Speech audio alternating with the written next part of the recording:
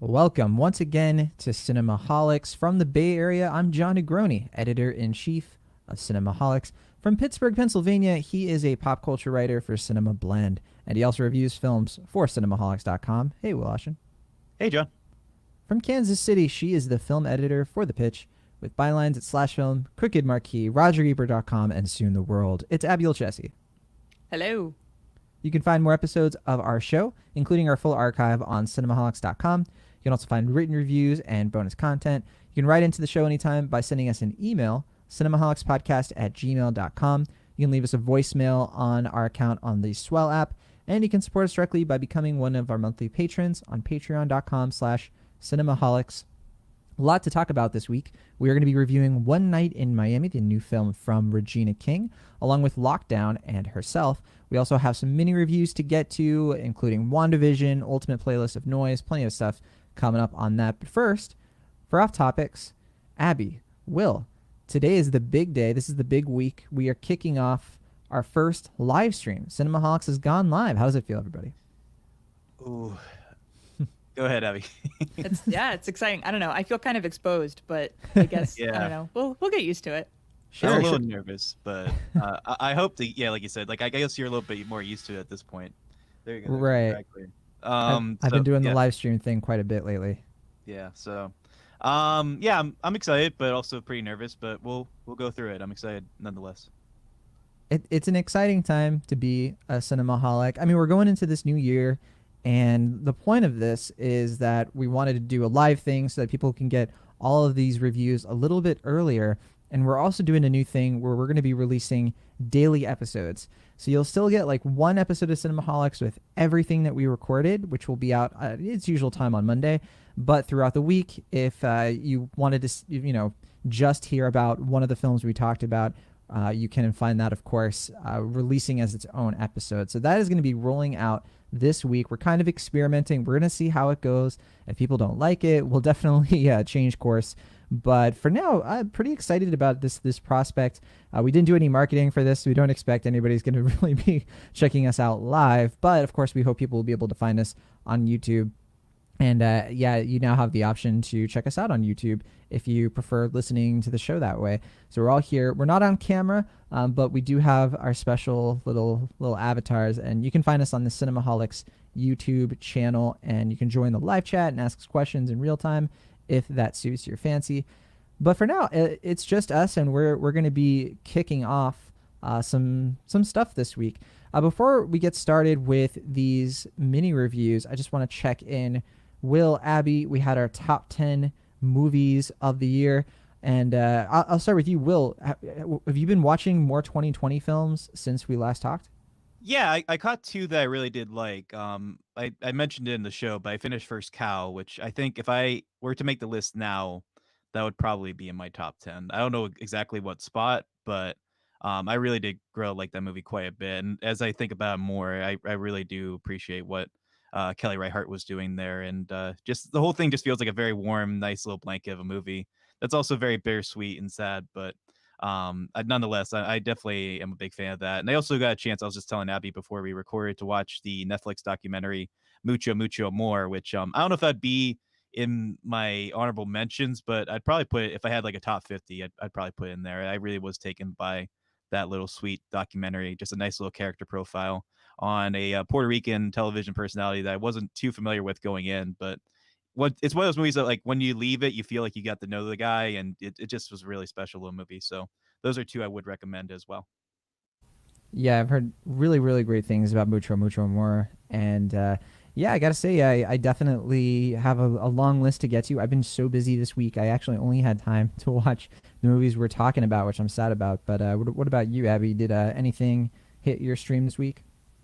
Nothing from my need to watch list has hit yet, apart from One Night in Miami, which we are going to be talking about later. I, like you, John, had kind of a busy week, so I had to kind of squeeze stuff in where I could. But I still am looking forward to checking out a number of things. I actually was just doing a top 20 list draft with some folks at the Screenland Armor, which is a theater here in Kansas City. Oh, That I think nice. they're gonna release they're gonna release it as a podcast at some point in the next week. And there were some other things that came up during that conversation that I definitely want to catch up with. For sure, I want to double down on making sure I watch Never, Rarely, Sometimes, Always. And also Host. That was one that came up in our conversation. And I am Yeah. aware that both movies are good, but like the way that folks talked about how much they loved both of them really made me excited to check them out soon. Sounds good. Yeah, I definitely heard great things about all of those films, and yeah, don't forget to plug the that podcast once it comes out. But Absolutely. on that note, we actually had a last minute voicemail. It came in after we did our episode, but if you didn't listen last week, we played voicemails from you, the listeners, who told us your favorite movies of 2020, and we got another one. It's really great. It's a little bit long, but it's about Sound of Metal, and Sound of Metal was on our lists. It was on my list, and I think it was on Abby's as well. And I think I had it as my number 7. I think Abby, you had it like maybe number 4 or 5. We're definitely fans of them. And here's one of our listeners, Film Starlet, wanted to tell us her thoughts on the film and why it was her favorite film of 2020. I think my favorite movie of 2020 would definitely be Sound of Metal. I mean, yes, it was not the most happiest movie of the year, of course, but I felt like I was seeing something new and original. I feel like I haven't really seen too many movies out there about someone losing their hearing. And I felt like this movie did a great job. It did a great job in the fact that we were able to hear what the main character, Ruben, was hearing, or in his case, not hearing. And it wasn't anything like we had to imagine it or anything. The director basically had us hear what he was hearing, and we were able to better experience why this is such a loss for him. Because, of course, if you're a musician losing your hearing, it'll feel like a death sentence to you. And I do like how this movie tied in with addiction.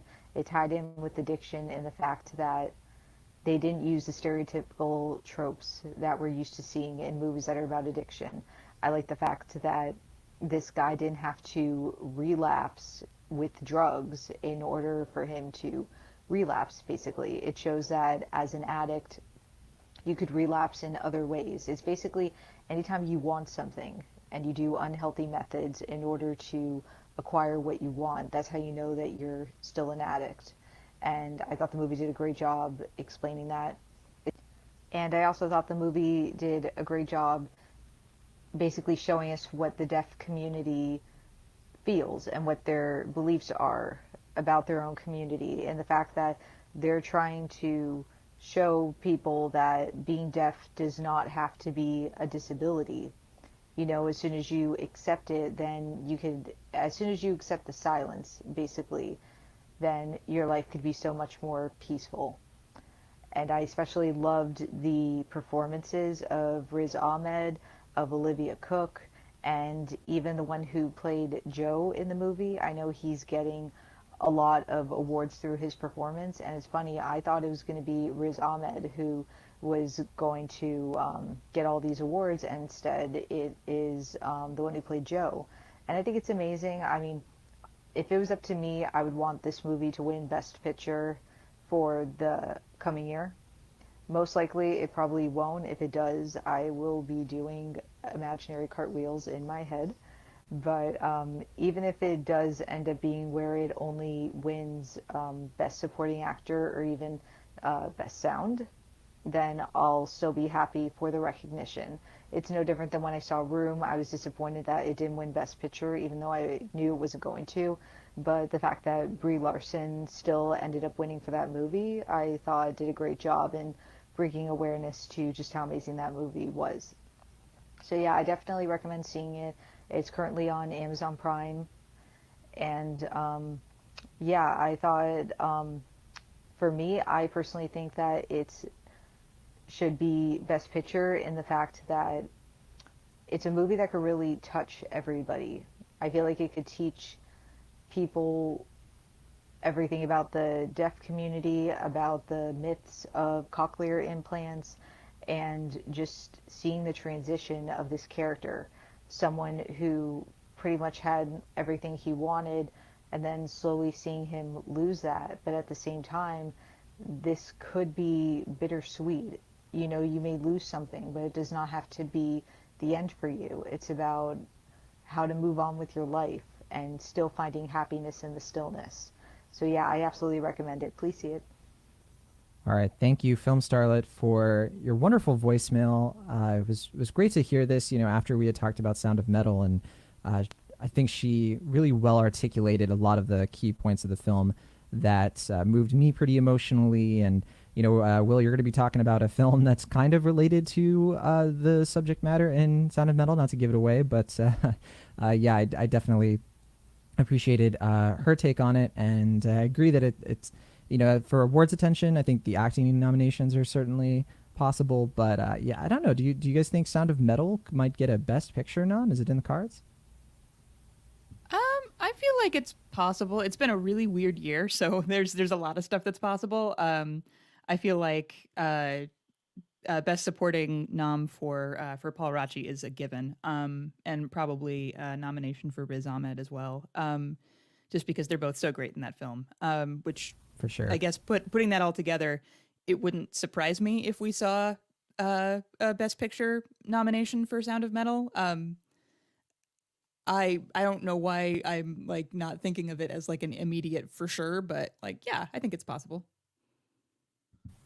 I mean, people are really responding to it, which seems to be a key sign that I don't know what the Academy feels about it because it's kind of hard to read the Academy in general. But yeah, I mean, it certainly seems possible. I mean, it's such a, like Abby said, such a weird year with so few prominent standouts as far as like what might get award consideration. But the weird thing is that even though the year is over, there are still like I think like at least 3 or 4 movies that could contend and be like up last minute upsets. So it's nothing's like for certain at this point as far as Best Picture, but it definitely has a good chance, especially with Amazon behind it and their money and all that. So I could see it for sure, but who knows at this point.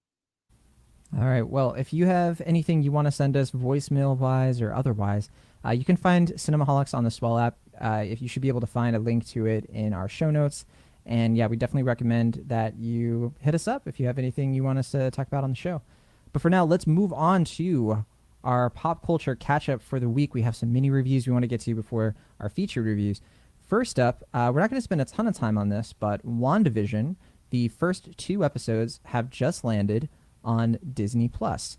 And WandaVision is, of course, the latest MCU series, although it's kind of like the first official Marvel Cinematic Universe series. It's not really like Agents of S.H.I.E.L.D. or Daredevil, where it's more ancillary to the bigger films, the cinematic films. Instead, it seems like it's like right in line. It's like a continuation of the episodic storytelling we get in the Avengers films and all the interconnected ones like that. It's a very new thing. It's also the first series in Marvel's Phase 4. And the first 2 episodes are out. I know critics have seen 3 episodes so far. I'm not one of them. I didn't get a screener. I didn't call up Disney for access. So I've only seen the first 2, but Abby, I know you've seen at least the first 2, right? Or did you watch 3 episodes? Yeah, I got to watch all 3, Okay. which was it was a nice surprise. I did not ask for that, but they did appear in my screener Wonderful. account, and yeah, I wasn't mad. So What a fun that surprise. Was pretty cool. I know, it was a lovely surprise. Cool. We obviously don't want to give a lot away because it's a very weird show. These episodes there's a very specific format to them. I don't think we want to give any very specific details, but just general impressions. I mean, the premise is that Wanda Maximoff and Vision are in some kind of weird TV land episodic format. Every episode I've seen so far, it's like a different genre of classic television. The first one is kind of like a Harriet and Harry, Dick Van Dyke kind of show, and then it like gradually transitions into becoming kind of like Bewitched, and then it becomes kind of like Bewitched in the later seasons. And it's kind of just Wanda and Vision in this weird alternate universe where they're like a married couple and they have to hide their superpowers, and it's like a real sitcom. It's like you're like this, the writing is like I don't know, there were times where I forgot that it's not a TV Land or Nick at Night sitcom. Did you feel that way, Abby? Or what did you think of this? I did, yeah. There's a little more going on than that, which I think has been kind of hinted in the trailers, and I think would probably be evident for most folks who are somewhat familiar with the Marvel Cinematic Universe up to this point.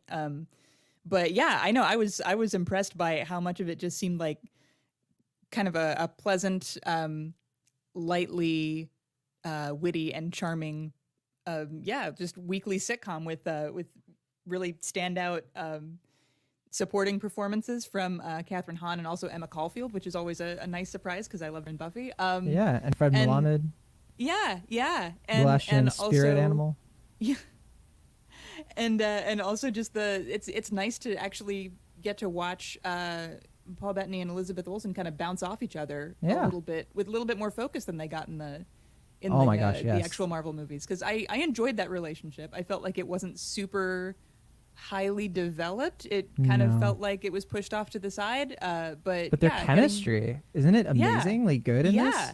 it's really impressive. And I've been appreciating the kind of emerging discourse on Twitter. Is Paul Bettany hot now? It's the answer is that he's always been hot. Yeah, I've been on wait, that wait, train wait. since Hot now. yeah, I've been on that train since 2001, my friends. So Yeah, it's called Knight's Tale. Look it up. It's called Yeah, Cinema. exactly. Are you kidding? Yeah, yeah. He It's went called A nude in Beautiful that Mind. movie. It's called The Only Oh, Good yes. Part of a Beautiful Mind.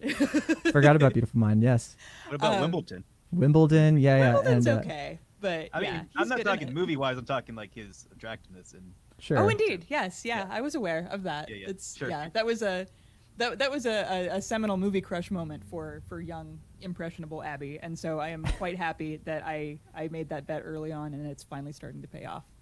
Yeah, I have been bemoaning slightly how Elizabeth Olsen has kind of been so busy with Marvel stuff that we don't get to see her in really fun independent projects as much anymore. Like more artistic films, more independent films, like we did in like Martha, Mary, Marcine, Marley, whatever it's called, in Secret. You know, these movies that kind of like tested her a bit. Like I don't know, for every like Old Boy and Avengers: Age of Ultron, I just wish we could see her like really stretching her acting prowess because she's a really great actress. I don't think she's gets her due all the time with these Marvel films, like you said. Like, Civil War, she gets some stuff to do, but it's still pretty surface level. It seems like she's just like doing it pretty easily. She like drops the accent, that they made her do in Age of Ultron, and I think this show so far has the potential to really like bring to light the talent of these great actors that they have, which is great. So we'll probably keep talking about WandaVision as the season goes on. Maybe we'll check in once the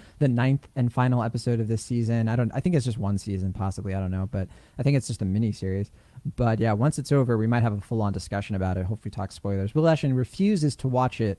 I think you said. I refuse. But Well, I was gonna finish until you want to watch the whole thing at once, if you watch it at all, right?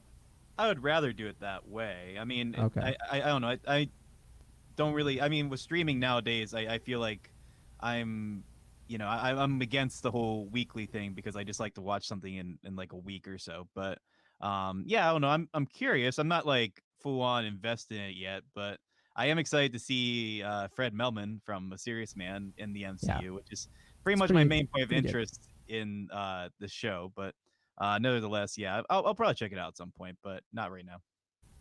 All right. While we have you here, Will, let's do a quick little mini review for the Ultimate Playlist of Noise. This is a new film on Hulu, and this is the film I was alluding to earlier that kind of has some similar subject matter to Sound of Metal. But yeah, what's this one all about, Will Ashton? Because you did see it. Yeah, I mean, I think probably the biggest thing against the film is that it's coming out after Sound of Metal. But yeah, this is basically like if Sound of Metal got the like Fault in Our Stars treatment. I don't know if that's totally fair to say, but that's just kind of like a like baseline premise. So the film follows a kid named Marcus who is a music obsessive. He makes all these playlists for his multiple classmates and his teachers and his parents, and he is at a concert one day and he meets a woman that he just like instantly falls for, tries to meet her backstage, and then an incident happens where he gets elbowed in the face and he starts to have a seizure. And shortly thereafter, he finds out that he has two tumors in his brain, and that in order to remove them, they'll have to basically take out the auditory part of his brain, which would render him deaf. Which is basically a pretty heavy premise for a film like this. Yeah, But the poster does not make it seem yeah, like like this kid smiling. The right. ultimate playlist of is this like a Nick and Nora's Infinite Playlist sequel? Yeah. But basically the core premise beyond that is that he before he goes deaf and has the surgery, he is going to go around the country, basically go on a big road trip and take all these various different noises that he's collected and make what is the film's title, the ultimate playlist of noise. And along the way, he meets said musician who's played by Madeline Brewer, who people probably know best from the movie Cam from a few years ago. I think you reviewed that with Sam at one point in Cinemaholics, if I remember correctly. But yeah, so that film, this is the film that follows. It's this weird kind of film in that like it's trying to be lighthearted throughout, but it's definitely more of a drama.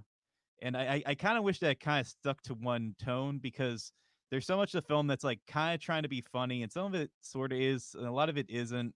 And like it's like I guess kind of going for that similar vibe as like something like Spontaneous or like Words on Bathroom Walls, where it's taking a very heavy subject matter, but it's doing it in kind of like a flippant way, which in some respects like I kind of admire because it does allow it to be a little bit more accessible. Like this is such a downer of a premise that I admire them for making something that's trying to be a little bit more appealing, but at the same time, there is something about that is so intentionally stylistically driven that I feel like it almost feels a little bit superficial in its approach, especially because as the movie goes along and it follows the road trip formula, it does kind of follow into your expected tonal beats and your different storyline plot threads that I think people will expect as it goes along. But it does get to the third act, which I think is where I find myself a little bit more endeared to the film because without giving anything away, it does make some choices that I think Sound of Metal touched on, but it doesn't really seem willing to explore as much. And I really admire the film for how it tackles disability and different subplots therein. It made me a little bit more warmed up to the film, especially because I do think the two central performances, like I said, Madeline Brewer's in the film, and I think she's terrific in general, and I think she's very good in here as well. And we also have as our lead Kean Johnson, who I believe people probably know best from Alita. And that was a film that I wasn't. I mean, I liked Alita fine, but I thought he was definitely the weak link in Alita. Because I just found his character to be, your kind of typical underwritten romantic lead. And I just didn't really find him appealing in that. But this, he's a little bit more grounded, a little bit more nuanced. He definitely has a lot more to do. And I definitely think their core relationship is pretty sweet and nice. But I don't think this is one that you like have to see. I'm very curious, John, if you ever check it out, because I would love to hear your perspective on this. But I think for by and large, I feel like it's a ultimately middle of the road trip kind of movie that I don't dislike per se, but I feel like there's something better here that doesn't fully get to come out. So I think I'll give it a high C plus. I'm between a C plus and a B minus in typical Will Ashton fashion, but I think It's because a Will Ashton Valley, yeah, um yeah, where movies go to get kind of meander. the Um, Valley of the yeah, Shadow. it's like this kind of purgatory state where where movies just kind of try to figure out where they want to be. It's not terrible. Like I think it's admirable for what it's trying to do. I really enjoy a lot of the scenes at the end. I just don't think it fully comes together in a way that really warrants like what is a pretty heavy subject matter. And like we said, we just got Sound of Metal, only a month or two prior. So, and that film does a lot of this so much better and a lot more nuance, especially because this film, it does have like kind of like a teen thing going on, but it is R rated. And I feel like that's kind of weird as well because it's like not super R, but like they'll like swear and they'll like have like different, direct sex jokes. And it's just like, again, it's just kind of feels like it's sort of in this in between place. And I feel like if it maybe kind of fleshes itself out a little bit more, we would have gotten a better film. But as it's fine. I think it's going to appeal to a lot of audiences, and it's a fine streaming watch. But there's a better film here that I just don't think fully came out. I think we lost you, Will. Oh, did we? Can you hear me now? Oh, can you hear me now? I hope he's still talking. Yeah, I don't know if he's Yeah. still talking, but I can't hear him. Hey, Oh, I've got him. Can you hear me now? yeah. I can hear Will. Okay. Oh, there we go. Sorry, please continue. Well, I just read it, but what was the last thing you heard? Just that you're wrapping up, I guess. Sorry. Okay, we yeah. should I mean, probably it just just like I said, basically, it's like kind of stuck between two places. It's a film that has a lot of kind of R-rated things, but it's not super rated in general. So again, that's another aspect of it that doesn't really feel fully defined. So it's kind of a film caught in limbo, and I wish it developed itself a little bit more. But it's not terrible. It's a perfectly fine streaming watch. All right, yeah. So that's Ultimate Playlist of Noise. Honestly, Will, I would probably get to it. Like, it seems like a kind of casual, no, I mean, I guess not that casual considering what you Right. mentioned, kind of watch that I would usually be into. But with Sundance coming up, I got to say, I just, we already have all these screeners to get to. And like, I don't know if I'm going to be able to squeeze this in, but, Yeah. I don't know. If you were higher up on it, I'd probably prioritize it. But Fair enough. Yeah. yeah. I do want to shout out Dickinson Season 2, which just hit Apple TV Plus. Last year, Will, you'll remember, I was all about Dickinson Season 1. I binged the whole thing because I didn't watch it until I think it had all come out. I don't remember if it was like week to week or not, but because I vaguely remember watching the whole thing at once. Maybe it was like, I don't remember. But either way, I've been watching this week to week. So I've seen the first 4 episodes so far because they released the first 3, or maybe the first 2 and then 1 extra. I'm not sure. And I've been checking it out, and I still love this show. For those of you who've never seen Dickinson, it stars Haley Steinfeld, Ella Hunt, Toby Huss, Jane Krakowski, just wonderful characters. I forget the actress who plays the younger sister Lavinia, but she's probably my favorite character. But it's kind of like a anachronistic alt version of like Emily Dickinson's life. If she was sort of this like empowered loner who, there's like pop music. The show was created by Elena Smith, and she has like such a fun, humorous take on like 1850s, New England. There's a lot of jokes involving like, for example, Henry David Thoreau is played by John Mulaney in one episode. You have like all these great like comedic actors coming in and doing funny things. Saoirse Mehmet plays Louisa May Alcott in the first season, and in this season, the guy, Finn Jones, I think his name is, the guy from Iron Fist and Game of Thrones, he comes in as this like editor-in-chief character. And the second season so far has been really fascinating because it's exploring like Emily Dickinson trying to make a decision of whether or not she wants to publish her poems and have fame. And this is just a show with like a lot of heart, very breezy 20-minute episodes. I could not get Will Ashton to see it, but I have gotten some people to see it who are friends of mine. Especially, I have a friend who is an English professor, and she absolutely loves the show. I like kind of explained the premise to her, and she was like, "Not quite my tempo." Like with Emily Dickinson, it sounds kind of weird, but I gotta say, this show is just like rock and roll 1860s, and it is. It's just. It's hard to explain. It's the kind of thing where like it's either your wavelength or it isn't, and it absolutely is mine. It's been bringing me a lot of joy. I've been seeing Bridgerton, like almost done with that first season, and I have to say that one, like I watched the first episode and I was like, I don't know, and then I've slowly like become more enamored with it. It's kind of won me. It has courted me, Bridgerton. But I think like that is a show where I literally was like watching episodes, and then when I saw there was a new episode of Dickinson, I was like, okay, Bridgerton can wait. Here's the stuff that I really want to see. Not to like fully compare the two shows because they are very different, but they are playing around with similar ideas. Will, I don't know if this is the show for you. I don't know if it ever will be. Abby, have you ever seen Dickinson? Has it ever been on your radar? What's up with this show for you? Yeah, I've watched a few episodes of it. I had I think a trial of Apple TV and tried to binge as many as I could before that ran out. And I might consider getting an account so I could watch that and Ted Lasso for a bit. Just because I did enjoy it. I liked what I saw. I'm a big fan of Kate Beaton and Hark a Vagrant, which that show gave me very similar vibes to that webcomic. So it's definitely a sense of humor and style that I can get behind.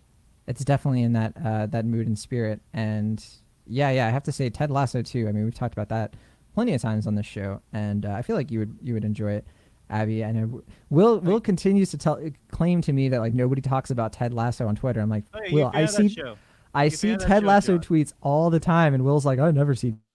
Oh yeah, I never see him. Yeah, I see a couple, but yeah, I have several friends who have talked about how much they love Ted Lasso, and a few who have shamed me into watching it, basically because I haven't been able to see it yet. So it's on the list. Right on. Will Ashton, you saw this at TIFF, MLK, and MLK I believe FBI. MLK FBI, excuse me, and it is, I think now on demand. Is that the case? Yeah, it just came on demand because I believe Friday was MLK's birthday, and then Martin Luther King Day is, I believe, this upcoming Monday. So tomorrow, depending on when you listen to this. But yeah, this is the new documentary from Sam Pollard, and it basically follows the complicated history, to say the least, between Martin Luther King and the FBI. Now, I think a lot of people who are familiar with the FBI in general are probably not going to find too many surprising ideas thrown around here, but a lot of the information that is divulged is pretty fascinating. And while I mean, it's definitely not an uplifting film, if you're looking for something a little bit more rousing, I guess, during the holiday, but it is definitely a very interesting and informative documentary that is well crafted, and I definitely think a lot of people are going to get a lot of good information from it. It's a solid little movie. I haven't thought about it too much since I've seen it at TIFF, but I am curious to see the reaction, especially now that we're coming up to Martin Luther King Day for the film. So, yeah, that's my real quick and fast mini review of MLK FBI. All right. Yeah, I saw that it got pretty good reviews, and I don't know when it'll hit my radar for sure. But yeah, I just looked it up, and it looks like you can rent it right now for $6 on Amazon. So not too bad if you're interested. It looks like a documentary that might be worth checking out. But with that, let us move on into our first featured review of the week, and that is One Night in Miami. This is a new film from Regina King, of course, who typically we see on the screen or in front of the camera. This is her first feature. This is a screenplay from Kent Powers, who it's based on his play.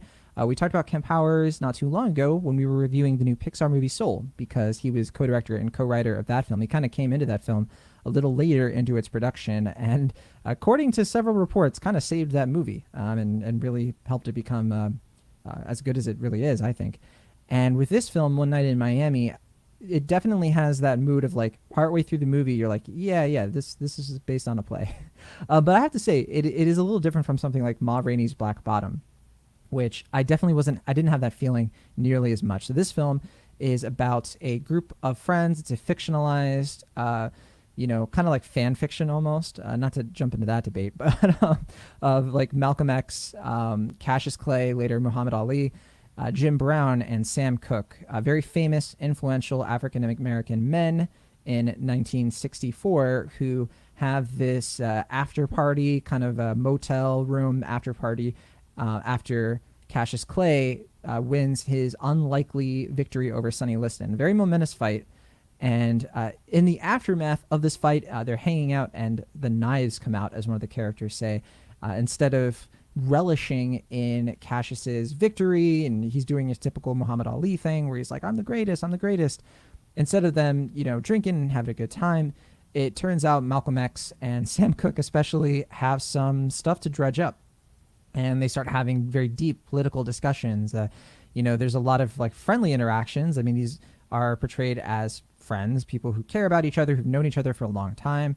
And we're kind of entering a very, heated time of each of their lives. They're all making big decisions about their place in the world, what they're contributing to the civil rights movement. And despite all of that, it's not that heavy of a film. It is heavy, but there's a lot of moments in One Night in Miami for levity, particularly with Malcolm X kind of being more humanized than we've seen him in a lot of his other roles, where he's typically the stoic all the way through. This film finds some spark, some lightness to his character, some realness to him. And I want to turn it over to you all, but I got to say, this is this is my favorite portrayal of Malcolm X and Muhammad Ali, these actors. I know people love the Denzel Washington Malcolm X. They love the Will Smith Muhammad Ali. I never really did. I never really saw the real persons there. But Kingsley Ben-Adir as Malcolm X, I think, is a near flawless like affectation of the character, like embodying of the character. And that's after me watching all these episodes of Bridgerton that he was just in, and Love Life, which he was in an episode of that. And then Eli Gorey, who plays Muhammad Ali. I mean, it's just like, he nails it, absolutely nails it. I also really think Aldous Hodge, who plays Jim Brown, is kind of a stealth weapon in this. And Leslie Odom Jr., of course, is just a knockout performance, as you would expect of him playing Sam Cooke. We also have Lance Reddick in this, who kind of has a smaller role, but definitely a looming one. I got to turn it over to you, Abby. What did you think of One Night in Miami? Are you a fan of this one? Yeah, and just a quick note: Kingsley Ben-Adir is not in Bridgerton. I think Brigay John Page Oh, is did I the confuse the person that two? we're thinking of. Yeah, he's in Sylvie's Love. Okay, yeah, I But must yeah, be he was in thinking of. Kingsley Ben-Adir is in High Fidelity. That he's the romantic lead in that one. Got it. Okay. Yeah. But yeah, I agree that it's a great performance of Malcolm X from him. I think that there's like, yeah, the affectation is clearly there, but I also appreciate the way that the film kind of like pokes at the character a little bit. Like he comes off as a bit of a nerd, which I appreciate. Like they all enter his hotel room to have like their kind of private after party, and like he has nothing to really enjoy apart from like 2 pints of vanilla ice cream, which is pretty, I think, kind of telling. But Yeah. I also appreciate he's got like a camera that he's using throughout the film that he's really excited about, and like there's some little character moments in there that I think make him seem like a little bit more than just like, you know, big historical figure, which I appreciated. I am kind of half and half on this. There are parts of it that I appreciate. I think that it's really good assured direction from Regina King on her first film. I think it's a very impressive debut. But I feel like it is pretty evident that this was a play before being adapted, and I can see how the idea would work better on stage than it does here. It's it's interesting to see these characters and the positions that they're coming from in conversation with each other. However, I think in in the purposes of a film, it's a little hard to see these men as people who know each other well. I feel like that relationship is not super well developed. It often feels like concepts talking to other concepts about other concepts, if that makes sense at all. Um, so it's I think it, especially the conflict between Sam Cooke and Malcolm X. It feels like we're having perspectives thrown at each other rather than people who are concerned about each other and know each other well. And I watched this with my parents, and I was kind of talking through my reaction to it with them, and we were discussing how I think Spike Lee's *Da 5 Bloods*, which we've talked about. I think it was on somebody's top 20 or top 10 list. My number one. Of of last year, and how that movie addresses a very similar form of conversation in a way that feels natural to those characters and their relationship to each other. So it actually made me appreciate that film all the more. But yeah, I mean, I think there are parts of it that are well done. But on the whole, it feels like an intellectual exercise that works better in a theatrical setting than it does on a screen to me. No, that's interesting. Yeah, I definitely didn't have that same reaction, even though I was a little bit.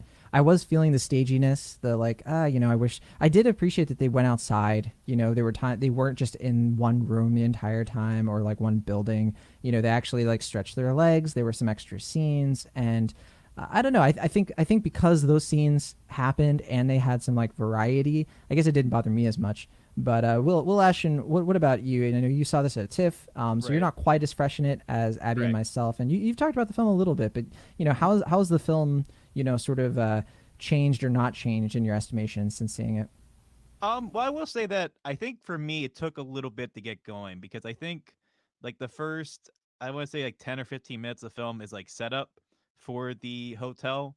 And I found those moments to be a little bit clunky. Like I think Regina King's shortcomings as a director, as a first time filmmaker, are apparent in those scenes, like setting up the moment that we're going to have for the majority of the film. But once we do get to the hotel, I'm pretty in line with where you are right now, John, that like I just think there's so much life and humor, and there's so much in those moments that I really did appreciate, and just become so entertaining and joyful to watch that I really did get a lot out of those moments. And I think because that's the crux of the film, that informed a lot of my enjoyment of the film. But I do have to agree. I'm a little closer to Abby in that, like, I think the movie kind of falls in between like characterizations of these very famous figures and then like finding their humanity therein. And I think the movie kind of bounces back and forth between that throughout. But I think as the movie gets along, particularly like we were saying, like I think for me, the star performance of the film is Kingsley Ben-Adir as Malcolm X. I think that is the stand-up performance. I think Leslie Odom Jr. is probably going to get the most awards consideration because his performance is the showiest. Which I mean, like, I think he's pretty good. I think of the four, he might be my least favorite, just because his is a performance that felt the most like a performance. Whereas like the rest, I think for the remaining three, like they were able to find a lot more grounded wealth to appreciate, or to for me to appreciate. But yeah, I think there's a lot to value here. I'm definitely a big fan of the screenplay. I think definitely Regina King is a very strong actors director. I think she could still grow as a visual filmmaker, but like we said, this is her first film, so there's definitely room to grow there, and I hope she does continue to direct. I know she's done a lot of TV prior to this, but I don't know Oh if that's yeah. an issue that I don't know if I'm very curious to know how I would feel about the film if I saw this in theaters as opposed to seeing it on my computer. Like if the visual presentation would have bothered me less or more. But yeah, I guess I'm somewhere in between right now in that, like, I definitely think the performances and the writing and the acting direction stands out enough to where I really am able to appreciate and value this film for what Regina King is able to accomplish. But I do agree that I think the film does have its shortcomings as far as being, like we said, fairly stagey and feeling like a stage production that it doesn't fully find its grounding in that respect. But I did get a lot of out of it overall. I definitely was engrossed in this. It is one of those experiences where, as I was watching it, I wasn't spending time thinking about it in the moment, but after I finished the film, I did find myself like really reflecting on a lot of the points and how these characters, these actors who are portraying these real people, are really trying to balance their personas and how other people view them, and like who they really are. And I think that's why the film worked for me in terms of like the idea. I think Abby, you said like concepts talking to other concepts. I think the reason that worked for me, or like I think it aided my experience for some reason, is because I bought that. I bought that that is how they would show themselves to each other. There's a line in the film about how, you know, Malcolm X in particular is like, you used to be a different person, but now the person you are in public is the person you are in private. And it's just like this like pontificating, this like philosophical mumbo jumbo being thrown at each other. I mean, very important philosophical conversation, but definitely conversation that is like losing sight of like why they would be friends in the first place. And so I think because I perceived the movie being about how these people have become concepts of themselves and not their real selves, and the struggle of that, I think that's why it didn't distract me. Like I didn't get like pulled out of the film as much as I guess it kind of sounds like maybe you two had some struggle with like, not really clicking with that energy. For me, I saw it as like an aspect, I guess. And as I watched these men like debate and get it under each other's skin, I just saw a lot of universality in that. I saw a lot of like the deep conversations I've had with people when we're supposed to be relaxing and having a good time, but then it ends up being a shouting match. It ends up being, like us judging each other, but then, hopefully coming together. And yeah, I found a lot of like lightness to that. I liked how there wasn't like this high stakes tension. It was all about like how these people feel for each other, and balancing like their responsibility to their own personal well-being, and what they want to accomplish for themselves, and what they are responsible for, because they're celebrities. They have the potential to do all of this great, advocacy for African Americans. And I think like that central debate, and like what does it mean to like benefit your people, and what is good, what is wrong, what's nuanced, all that stuff is so fascinating. I think we agree like in the writing of it and how it comes together. I just think it's very powerful. So yeah, I'll say that as my final thought. I think this film really worked to have me introspect, and I just really fell in with these characters, particularly Jim Brown, who I think he's not given a ton. And I think that like the prologue really lays it on thick, in particular with him, but he's such a great complement to these other people, and like his role in it. And I think Aldous Hodge, just the fact that he not only holds his own with these other actors who are just like really killing it, he ends up being, I think, one of the most important ingredients to their friendship. Is just it leads this film to being definitely one of my favorite ensembles of the year. I mean, how could it not be, considering the pedigree of the talent? It really is remarkably great. So yeah, I'm a B plus on One Night in Miami. I definitely see why a lot of people have called it, their favorite of the year, one of their favorites of the year. It's not quite there for me. It's definitely in like probably my top 25. Really great film, and I'm glad a lot of people are going to be able to watch it now on Amazon Prime, and they don't have to go to the theater to see it. But all right, Abby, any final thoughts on this one? And of course, your grade. Yeah, and I appreciate what Will said about Regina King really showing herself as an actor's director. I think that's evident in the way that these actors kind of do come together as an ensemble and bounce off of each other well. And I think there's a lot to be said for Aldous Hodge's performance as Jim Brown as well. I feel like of that group, he is, to me at least, he's the one that feels the most like a real human being, or at least a well-rounded person Yeah, who like, grounded. legitimately, yeah, he's grounded, and I believe his relationship with everybody else in that room. Whereas it's a little harder for me to get behind the fact that that Malcolm X and Sam Cooke are or have been at some point close. But yeah, I think I was a little removed from it, but I think it's an interesting intellectual exercise. I think the performances are really solid. We haven't talked as much about Eli Goree as Muhammad Ali or Cassius Clay, who he is at this point. And I thought his performance was really fun and light as Oh, well. yeah. Like he Really adds great. like, yeah, I think all of these performances add a certain important ingredient to the proceedings on screen, and I think his is what keeps it from being a slog, because he's really entertaining to watch, and he is kind of a nice medium position between Malcolm X and Sam Cooke in terms of kind of what he enjoys about living life, what he enjoys about success, and what he is trying to figure out about his future and where he sits, like kind of spiritually and movement wise. So yeah, I think the ingredients balance each other out well. I'm not sure that the script quite works as well cinematically as it does as kind of like, yeah, like I said before, like an intellectual or literary exercise, which I think it's a worthy one and it's really interesting. So I think that, I guess, brings me to my final grade, which is I think around the same spot as yours, John. I think I'm a B plus on this, and I Oh, don't know that it would I was be in not my. expecting B plus. I was expecting Oh like yeah, D no, minus. it's no. Yeah, I still like it a lot. It's not like top tier for me. I would say it's probably in like my top 30 or 40 maybe. But it wouldn't really break into my top 25. I don't think it's changed anything about my list standings from last week. It's worth checking out. And I think it's a promising debut from Regina King. So yeah, B plus from me. Awesome. All right, well, Ashton, finish us out. Your final thoughts and grade on Yeah. One Night in Miami. Sorry. Yeah. You're I'm anxious. You got all this sure. energy. You know, you're jumping on the bed, ready to. Sure.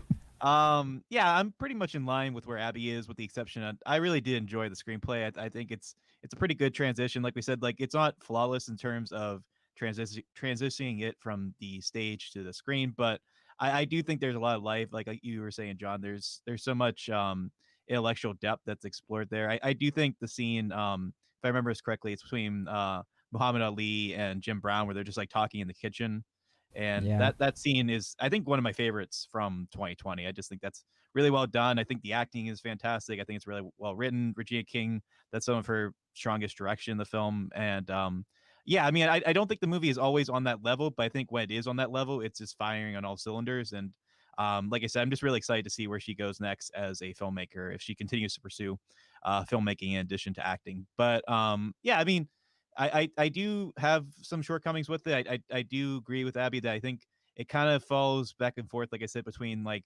following the characterizations of these famous people and then just like find their humanity. But it's just a really well made, entertaining film, I think, by and large. And I'm ultimately going to push back against what you said earlier. I do think Spike Lee's Malcolm X is probably the definitive Malcolm X film, at least in my opinion. Like I think behind Do the Right Thing, that's my favorite Spike Lee film, and I really do like that movie a lot. But like I said before, Kingsley Ben-Adir, I think gives the performance of the film. Even though I do really like the central four performances, like you're saying, John, I think as an ensemble, it's pretty hard to top this one. But yeah, there's a lot to like here, and I definitely think it's going to find a wide audience, especially on Amazon Prime. So yeah, I'll give it a solid B plus as well. Oh wow. So B pluses all around for One Night in Miami.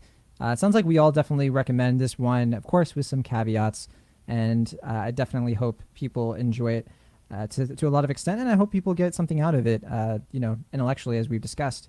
But let's move on to our next film, Locked Down. Now, in our One Night in Miami review, well, Ashton, you mentioned, it's hard to top that ensemble, but can Anne Hathaway and She Would Tell Ejiofor do it? With Stephen Merchant, Mindy Kaling, Lucy Boynton, Ben Stiller, Ben Kingsley, and a few others I probably can't even remember. Yeah, I mean, that's a film where we're trapped in one room with a bunch of people we want to spend time with. Whereas Lockdown is a movie where we're trapped in a room with a bunch of people we don't want to spend time with. Not to the actors themselves. We're not yeah. I mean, I'm only making talking sure. characters, Yeah. This is a new COVID movie. It was filmed during COVID. It's kind of about COVID, as Will has mentioned. It's a romantic comedy heist film directed by Doug Liman. So this is kind of like the first major like coronavirus movie, like directed by a pretty well-known director, like somebody that definitely brings people out to see his films. Edge of Tomorrow, American Made, the last couple films he's done that I think were noticed. But this one was written by Stephen Knight as well, which definitely gives a little bit of curiosity, I think, for a lot of people who are a fan of his work as a screenwriter. So, as I mentioned, Anne Hathaway, She Would Tell Ejiofor. We have a romantic comedy with them that kind of turns into a heist movie. What's this one all about, Will Ashton?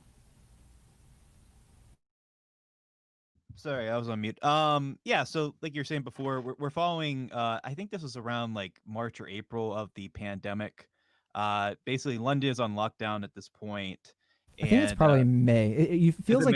It feels like they've been doing this for a while. Maybe it is April. Like, yeah, it's not quite the summer for sure. Yeah, I mean, the movie makes a point to establish that like time just is like fleeting at this point. It doesn't like it's hard to know, like, which I guess is fitting, but it does make it hard to pin down exactly when this is supposed to be. But basically, we're following two fairly affluent couples, like who are, if not separating, like on the verge of separating at this point, before the pandemic caused them to be bunkered in their very lavish home that they tend to undersell for whatever weird reason throughout the film. We're locked down in this huge, spacious, fully amenitied, work from home jobs. Right. I'm getting paid to not have to work. Yeah, that's so like very relatable.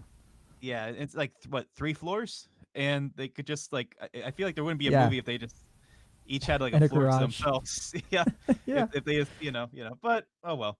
In any case, Anne Hathaway is a high profile, like I don't exactly know what business they're doing, but she's like, if not a CEO, like like if she's not a CEO, she's like close to it. And then she's a CEO of like a fashion thing, right, something like that. And then Chiwetel Ejiofor is a formerly convicted criminal who's like trying to get his life back in order, and obviously like his record is preventing him from really flourishing, but he does find this new job where he's basically a driver, and basically that forms, I don't know if this is a spoiler to say, but like a heist plan that follows through later in the film than I anticipated, because I was told early on, or at least like from the like previews and stuff, that like the heist was like the general plot of the film, but it's for the most part like kind of like a like Nancy Meyers pache that just like eventually becomes like a half-ass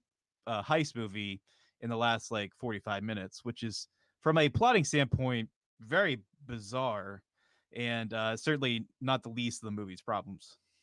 Yeah, it's weird because like literally you have like Anne Hathaway from The Intern from like part of this movie, then you have Anne Hathaway from like Ocean's 8 for like the last part of this movie, and it doesn't quite. It's weird.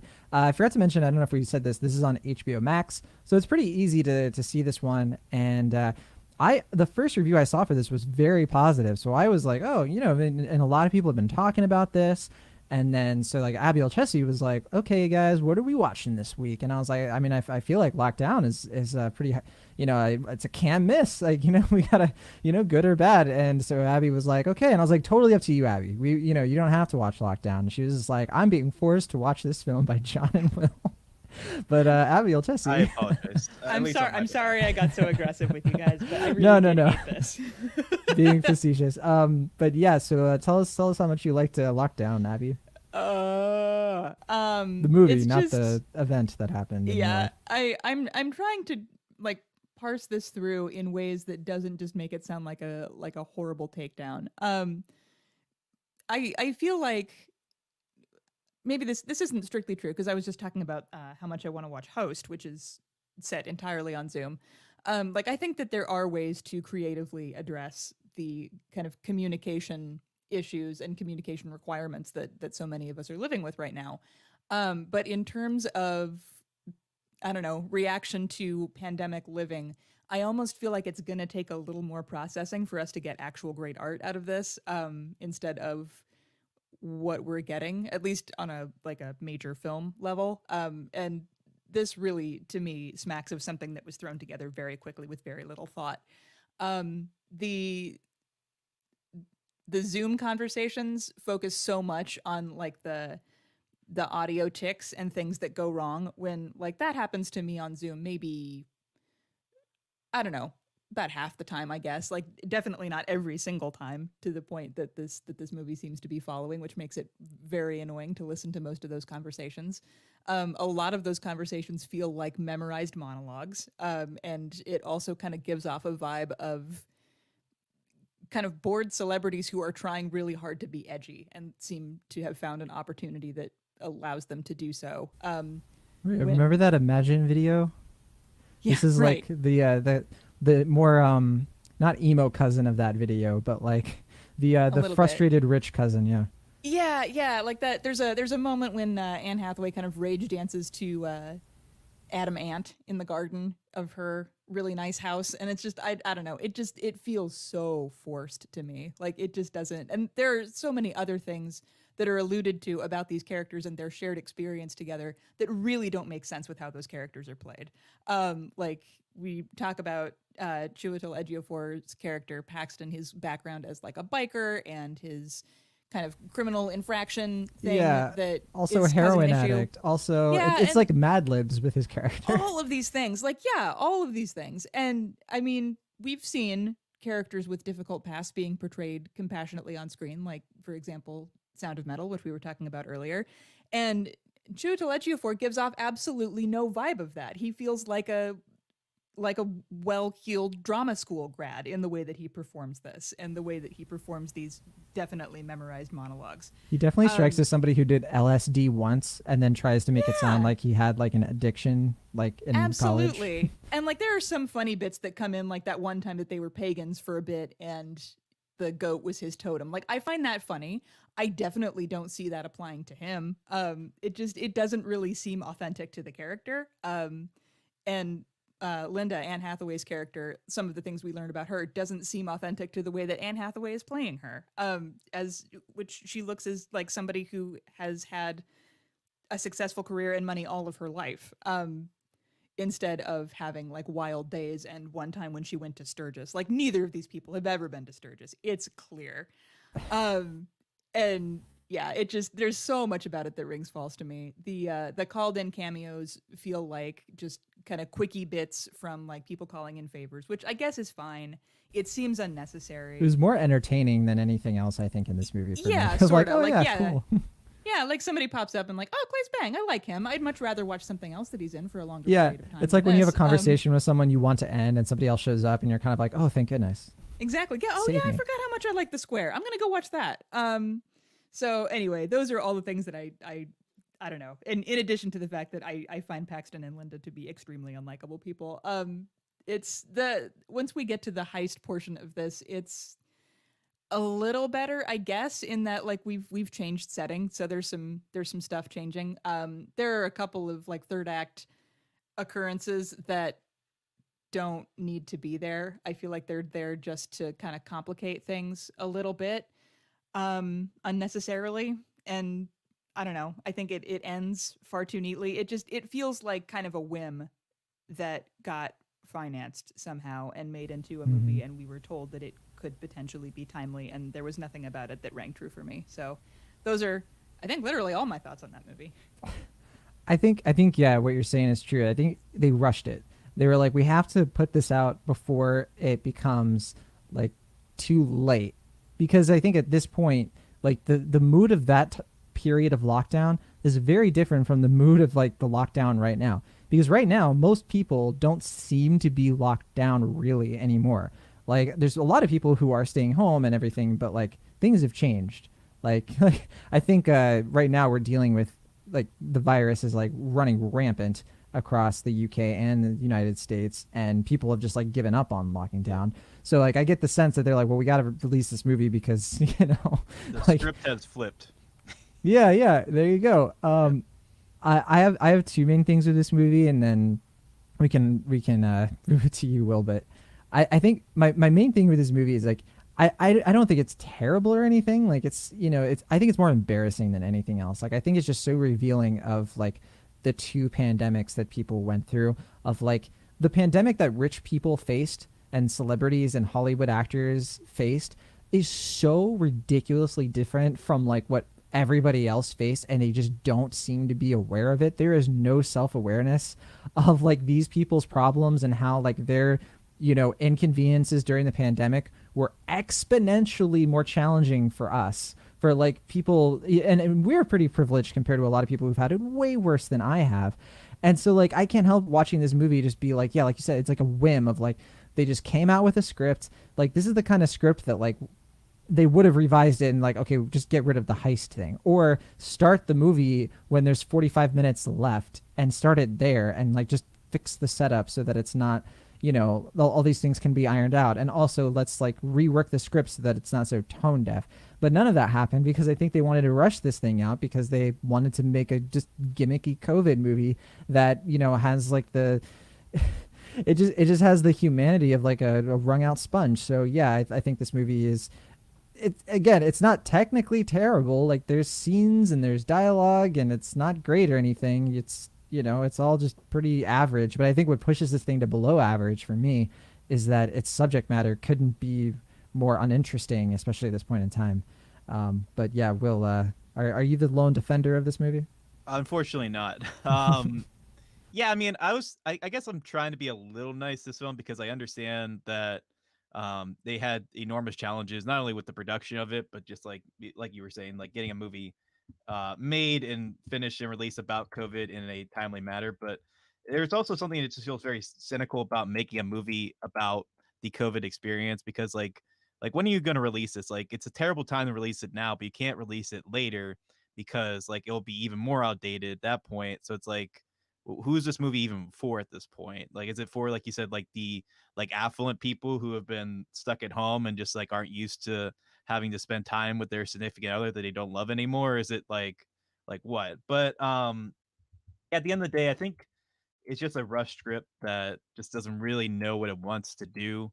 Because like I think if they wanted to make a like dark comedy slash a romantic, maybe anti-romantic comedy about being stuck with a person that you no longer love in your apartment, like that's a fine idea for a movie. Like I think you'd have to have someone like Noah Baumbach do it. I don't think Doug Liman is a particularly well-versed comedy director, just based on his past experience. But if you wanted to do something like that, fine. Like I know Chiwetel Ejiofor and Anne Hathaway are very dependable actors. I mean, I know Anne Hathaway is like doing capital A acting in this, but I think it's a little bit more endearing than what she did in The Witches, personally. But yeah, I think for me, like I guess where I'm gonna push back is that like I could not stand any of the Skype scenes.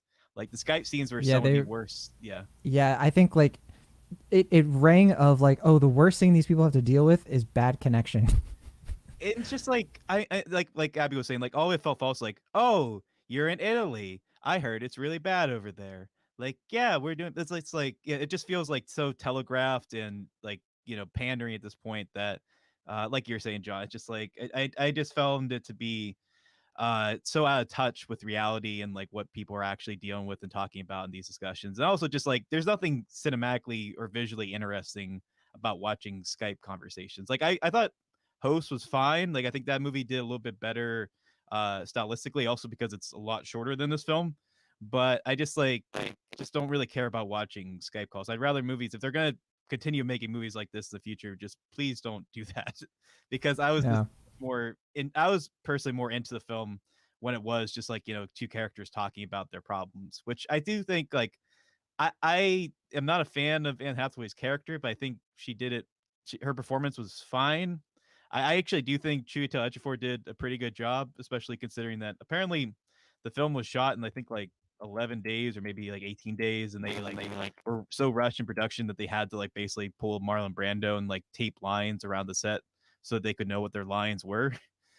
Which I mean, I didn't really get that feel throughout, so I guess that's credit to them as actors that they could move past that shortcoming. But yeah, at the end of the day, I found it to be pretty intolerable because like we're saying, like if it's going to just be a like anti rom-com about people in pandemic, that's fine. If you're gonna make like a lazy heist movie, like it breaks the main rule of heist movies, which is that they tell you what the heist is, and then like when you do that in a film, it's like, oh, okay, so surely it's not going to go that way because there's no driving conflict if everything just goes exactly as you said. But yet that's pretty much exactly what happens in this film. So it's like, then what's the point? Like if you were just going to tell us what's going to happen, why? I don't know. It just feels very much like you're saying, like a first draft of a screenplay that they just rushed into production because they wanted to get this film made as quickly as possible. And in that respect, it does feel fairly artless and cynical. Like I was saying, like it just doesn't. It feels like a movie that's capitalizing on this point in time and not really commenting on it and anything that's actually involving the conversation or actually bring perspective to something that we've all been lived through and have a shared experience with. And in that respect, yeah, I didn't really find too much to enjoy with this film. All right. It sounds like you're ready to say your final grade. Mine, I'm a C minus. Just yeah, I think it was basically a C movie, but it's so out of touch that I bump it down to C minus. But what about you? Yeah, I'm a C minus, verging on a D plus. Whoa. Like I said, I think because I enjoyed the two performances, like I didn't really like the characters all that much, but I think the performances are good, and I do think there's enough like kind of back and forth there that I was able to look over a lot of the film's shortcomings. But at the end of the day, like I don't want to revisit this film. I didn't really get a lot out of the experience of watching it, and pretty much by the end, it's fairly intolerable. And also, the movie's mask kit is just awful. Like it's a minor thing in the scheme of things, but like Yeah. no one in this movie knows how to wear a mask, and it's like Well, I think how it's because it was probably like you were saying, they were filming it so early in COVID. We didn't really have a lot of the mask stuff figured out, if I recall, around that time. maybe I don't know, but in any case, that's just something that stood out to me watching it. So yeah, I'd give it a low C minus. All right, Abby, what about you? Yeah, I think I'm D plus territory on this. It's really low. I kind of agree with what all of you have said. It feels really out of touch in terms of like what people were actually dealing with going through pandemic stuff. I think it's underthought, underdeveloped, underwritten. And it's another thing that I mean, I don't know that this necessarily had any hope, but like Stephen Knight, who wrote the script, like wrote and directed Locke, which takes place within a single car. So like he can do a Yeah, closed set film. absolutely. Like Yeah. that's not outside the realm of possibility. In fact, it is probably one of the only unequivocally great things that he is credited as having done when you look at his filmography, which is kind of shaky. But it's and Lyman is like he's I think kind of starting to get more better regular recognition now as somebody who's really good with action. So perhaps the issue here is I don't know, injecting the romantic comedy status. Like I think there's a possibility to do something really interesting here, but it just feels like every step along the way was the wrong step to take. Yeah, agreed. So yeah, I think there's potential in that premise. I think we could definitely see some interesting stuff come out of the pandemic when it's given like when the idea is given some room to breathe and some thought. But I think in the race to be like new and sharp and timely, I think all of that just kind of fell flat on its face. Yeah, I mean, to quote Ian Malcolm from Jurassic Park, they're so caught up in whether or not they could make a movie about Okay. COVID that they didn't figure out whether or not All they should. right. So, There it is. There it is. Yeah, Exactly. this movie, it's only 8 minutes longer than One Night in Miami. To me, it felt 80 minutes longer. Oh yes. I kept pausing and being like, this has got to be wrapping up. And it would be like, no, John, you're not even halfway done. You still have over an hour left. That kept happening throughout this movie. I'm Yeah. sorry, Abby, that, Will and I forced you under yeah, my contract bad. to watch this movie, How dare pressured your you. hand into it. I think, though, hey, maybe a silver lining is, I know for me, I have been telling people, because people were telling me they wanted to see this, and I have been telling them, do not. You will There most you likely go. not like it, and you'll most likely find it really just galling. Particularly, there's a suicide joke in this that really pissed me off. Like Oh I yeah. was like furious at like how I, light they made of that, considering like what people have been going through. Like I that's a forgot real about that. thing, huh? I forgot about that. I genuinely at that point considered turning it off. Like I would have if like I hadn't already. I would I feel I would have felt guilty if like Abby had been like John forced me to watch this, you know, under threat of like against my cats, and then he ended up not watching it himself. No, I would never threaten your cats, Abby. They're important. Thank you. I appreciate it. Okay, well that's Lockdown. A conversation I think that ended up being as weird as the movie itself, perhaps. But I that's will say, yeah. I don't want to hear anyone complain about the fight scenes in Marriage Story ever again after watching this Yeah, movie. that's right. Like, I'm Good sorry. point. Like, if I hear anyone complain about this, I'm saying watch Lockdown Yeah. and come back to me. That's what I say. All right, let's talk about Herself. Herself premiered at Sundance last year. I had the absolute pleasure and privilege. I almost said privilege to combine both words, but I guess that would be the case. This premiered at Sundance. I got to see this on the big screen, which was so wonderful. This is the latest film by Phillida Lloyd, who of course did the first Mamma Mia, which is a classic of cinema, in my opinion. And it's funny because I was just talking to my mom about how one of the last times she and I went to the movies together. We've been to the movies together like 2 times in the last like 12 years, mainly because I live in California and she doesn't. But the last time was we saw All the Money in the World together. And then before that, we saw Mamma Mia in 2008, opening day. And it was a blessed experience. But yeah, I went into Herself, this new film starring Claire Dunn, who actually did the screenplay with Malcolm Campbell. And Conley Hill is also in this film with Claire Dunn and Harriet Walter. And I gotta say, I haven't seen the film since. I definitely want to revisit it. It's on Amazon Prime Video right now. Abby, what is Herself all about? Herself follows Claire Dunn's character, Sandra, who is the mother of two girls, Molly and Emma. And at the beginning of the film, she is escaping from her abusive husband, basically, Gary. And after their kind of harrowing escape, her and the girls escape from him, they are kind of, they're living out of hotels, waiting for housing to come up through the Irish government that can basically like allow them to properly start over. And in the meantime, Sandra's working like 2 or 3 jobs to kind of keep things going. One of the people that she works for is an older retired doctor named Peggy, who's played by Harriet Walter. She, I think, at the beginning of the film, is recovering from a broken hip. And so she needs a lot of help around the house, which is what Sandra is giving her. And Sandra's mother used to be a cleaner for Peggy. So there's an established relationship there. In her kind of problems trying to find a house, because basically there are a lot of people on the housing list and a shortage of resources to give to them. She comes across the idea through some like online searching and some instructional videos that it is possible for her to build a house for like a total of 35,000 euros, which is roughly about the cost of what it would take the Irish government to house her and her girls. So she is trying to translate that into the ability to basically build a house so that she has a place to live with her girls. And Peggy ends up giving her a unused piece of land on her property to build that house on, and she kind of partners. Sorry for the break there.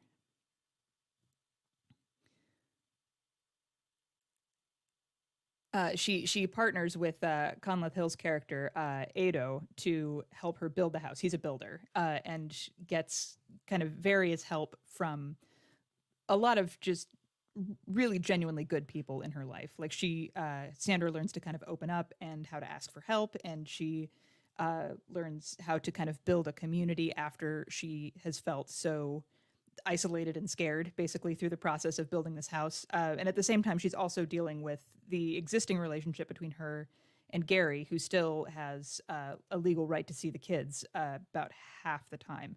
So she's dealing with the kind of the traumatic fallout of that event as well, and all of those kind of come to a dramatic climax around the third act of the film. So that's kind of Herself in a nutshell. All right. Yeah. Terrific movie. Definitely a standout for me at the festival. One that I remember in great detail, particularly the Conley Tail performance. But yeah, Will. So you had a chance to see Herself as well. What did you think of it? Yeah, I enjoyed it as well. I didn't have the highest of expectations going into this because I guess one way that you and I differ, John, is that I am not the biggest Phil Lord fan. You're just one of the biggest. Yeah. I am not, unfortunately. I didn't care for the first Mamma Mia movie, and I think Iron Lady isn't really my thing either. I don't remember it too well beyond Yeah, I don't the. like Iron Lady as well. So I'm with you there.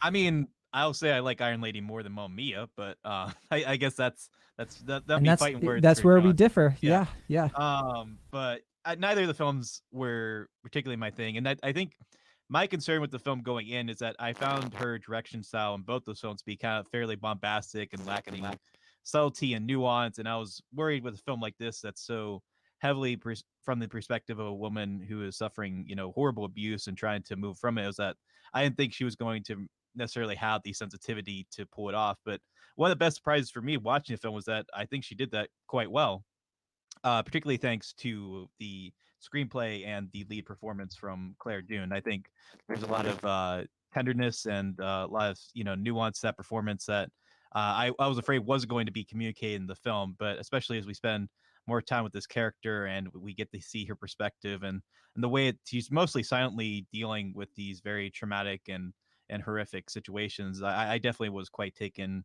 by this lead performance from our screenwriter. And yeah, I mean, I think the story itself plays out in a way that I found to be fairly expected, including an end that I guess I found it to be a little too predictable. There's a thing that happens I predicted fairly early on, and I was a little annoyed that I did predict that because I was like, okay, that felt like a very scripted decision that in conjunction or against the more nuance of the direction. But overall, I did like the film, and I got more out of it than I anticipated. So I was happy about that. Yeah, the film just kind of when I watched it, it just kind of warmed me up.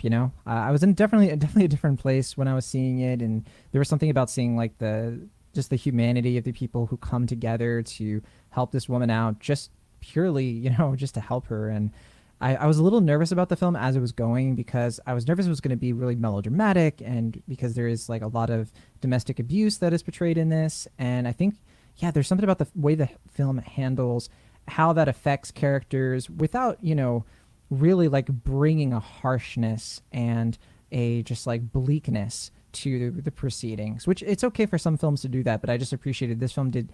It just had a different take. It had a different experience for this woman and how she relates with her kids, how her kids are, dealing with the trauma of that situation. And it's a simple movie. It's not, the deepest. It's not a film that I think is there to really provoke tons and tons of conversation, but I do think it just exists as this nice, sweet little gem that I really want to tell more people about. I did tell my mother about this one, and I told her it was from the Mamma Mia director, and funny enough, my mom already knew about the film. She had seen a trailer, and she's like, I really want to see it. And so I hope I hope it finds its audience, and I hope that people give it a shot because it does. Yeah, I think some people have kind of criticized it as like, okay, it's kind of like a Lifetime movie, which first of all, that's okay. That shouldn't be a slight. But even so, I think it's definitely a cut above that. It's very, it's got a lot of theatrical quality to it. I'm sad that Abby and Willie didn't get to see this on the big screen, but I hope you can see why I enjoyed it as much as I did. So I'm very, very strong, solid B on Herself. I think it's really lovely. What about you, Abby? Yeah, I'm kind of in similar territory. There's a lot that I liked about this. I think the relationships between the characters feel very real and kind and sweet. It's really nice to see people being emotionally generous to somebody who really needs it. And the kind of evolving relationship between Sandra and Peggy in the film, I think, is really very heartwarming and moving. There's a part where Peggy just kind of basically tells Sandra how proud she is of her in like around like close to the third act of the film, and it's like I kind of teared up a little bit because I'm proud of Sandra too. She's done a lot. It's I think there are some parts of the movie that they veer a little bit closer to preachiness than I would like. They're a little bit kind of predictable in that sense, but those are fairly minor things, and the movie is not like that consistently and entirely. There's some kind of tragic stuff that rears its ugly head like very close to the end of the film that I don't know. I don't want to ruin anything. It did kind of leave me a little bit slack jawed. And I think it leads to kind of a nice coda, but it did feel unnecessarily cruel as well. So there are some things about it that I don't think quite work. They feel a little bit rough, but I think that the ultimate goal is definitely achieved. I think it's a very sweet movie about found family and community and yeah, overcoming trauma with the help of people who are willing to help you do that if you just ask, basically. So yeah, I think I'm kind of in B territory for similar reasons. Excellent. Yeah, very strong message for this movie. What about you, Will? Where do you land for this one? Yeah, I'm not too far behind you two. Like I said, I do agree with Abby that there are maybe a couple moments where the qualities of Lord's past two films kind of start to come out, and I wasn't particularly a big fan like the kind of more theatrical moments, but I do think comparatively to like say Iron Lady, like I think that moment of catharsis where like she finally gets to like yell out her emotions was a lot more well earned and a lot more impacting here than I think I would have anticipated going in. So yeah, I mean I definitely appreciate the film a lot. Like you said, it's a fairly simple film, so I don't know if this is one I'm going to be reflecting back on that much in the months and years ago, but I do think what it does fairly well, and I think as a character piece and a showcase for our lead actress and screenwriter, I think it's a good film in that regard. So, yeah, I'd give it a high B minus. All right. Well, Herself is now available to watch on Amazon Prime Video. It's the shortest film I think we've talked about in the featured reviews this week. It's only 97 minutes long, so yeah, pretty quick watch if it sounds interesting to you. It sounds like you'll at least like it based on our conversation. I think it's worth seeing for sure, and I think it's got pretty good reviews on Rotten Tomatoes. I think last I checked it was in like the 90s, so pretty safe bet if everything else we talked about doesn't quite sound up your alley, especially Lockdown. But all right, thank you for listening to the show. Let's finish things out with some plugs.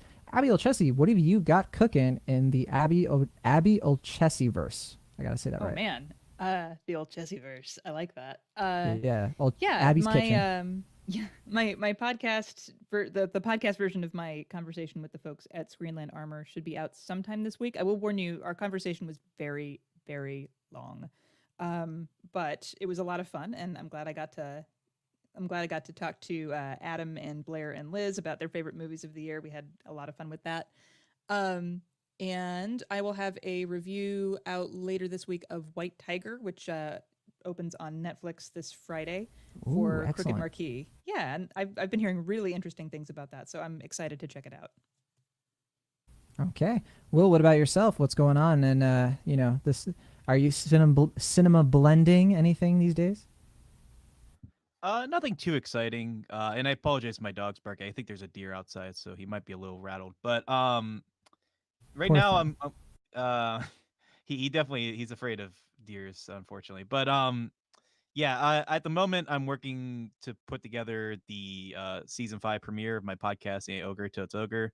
I don't know if I mentioned it on the show or not, but we decided that this year we're going to be watching The Master of Disguise from 2002, which is a film that is not well regarded. Certainly the least critically acclaimed film in that I think it has a literal 1% on Rotten Tomatoes. But yeah, And I think for listeners who don't know, if they don't know the premise of It Ain't Ogre Till It's Ogre, you're gonna watch this film 12 times in a year, right? Once a month. once a month, yeah. So each month we get together, we watch the film, and then we see if we have any changing or differing opinions of the film, based primarily on the fact that these are films that we watch several times in our youth. So like we watch them a lot as adults. We see if we have like kind of similar or different opinions going on. So in that respect, yeah, I don't know what is going to happen with Master of Disguise.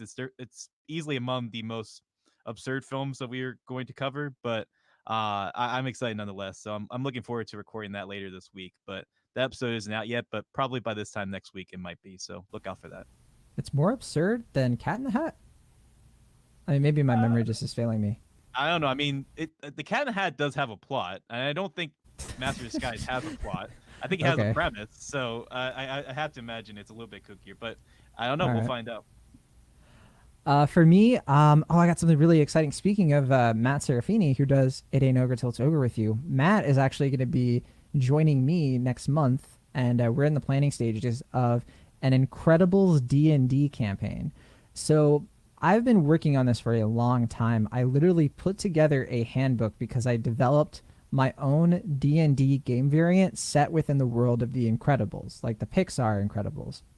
The idea, if you've never played Dungeons and Dragons, is we're going to get together and we're going to live play a game. This game that I put together just yesterday. Corey and I on my YouTube channel, John in Theory. I helped Corey Woodruff, friend of the show, build his super for our game. He's going to have super stretch powers. He's going to be a saboteur character, also a hacker. So, and he has a thief background. And I was telling Charlie Ridgely, another friend of the show, this, and Charlie was like, so the complete opposite of Corey, essentially. So, yeah, it's going to be pretty exciting. Matt is a part of it. A few people that I don't think have really had their Cinemaholics or John in Theory debuts yet. So that's going to be really fun. And so I'm really looking forward to that. Abby, I've never asked you this before. I've thought about it. But do you like Dungeons and Dragons? Have you ever played?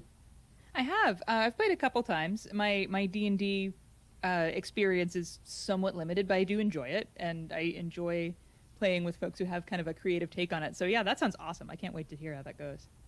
Okay, because the second campaign, I might be ringing up your phone for Oh, please to do. join That in on the sounds- fun.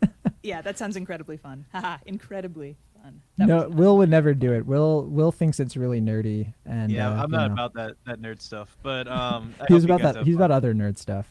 Sure. Oh, yeah. Yeah, exactly. But all right, that'll do it for our show this week. Thank you for listening, and I hope you enjoyed our first live show. This was a lot of fun, and yeah, again, it's an experiment. So please let us know if you have any feedback on the show, anything you think we should fix or address or make better. Please do. But that said, we'll see you next week from the Internet, California. I am John Negroni. From the internet, Pennsylvania, I'm Ashton. From the internet, Kansas City.